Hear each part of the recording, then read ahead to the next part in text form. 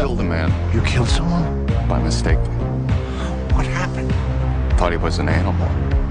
A few days ago, I tailed the serial killer Trinity and finally found where he lived. To my surprise, he was not alone. He had a gentle wife and a son and a daughter. They looked like a happy family. I approached him under the alias Kyle Butler. I wanted to learn how he kept killing and still kept a family. At our first meeting, we talked easily. I learned his real name was Arthur Mitchell. He invited me on the spot to a charity home building event the next day. That night, I went home and searched his background on my computer.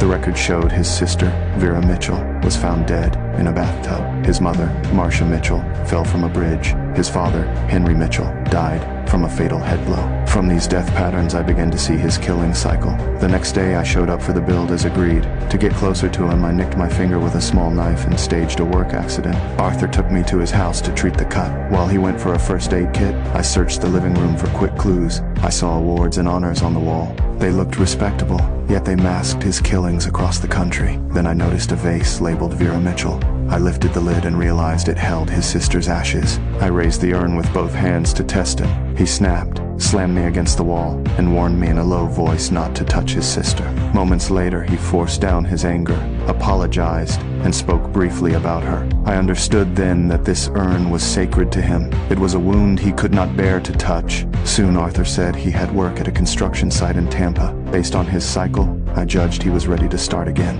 I said I had a seminar there and hitched a ride. My real goal was to find a chance to end him myself. That night, we each went back to our hotel rooms. I lined my bathroom with plastic as usual. When all was set, I took a syringe of sedative and pried open his door.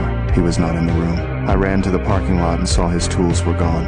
I headed straight for the site. He stood at the edge of a high platform, calm and strange. I pulled out the sedative to move in. He suddenly spread his arms and jumped. I lunged and grabbed him. I could not let him end it that way. He had to die by my hand. Workers rushed over and hauled him back up. I realized he was trying to escape guilt and fear through suicide. I am a killer too. Will this be my end one day?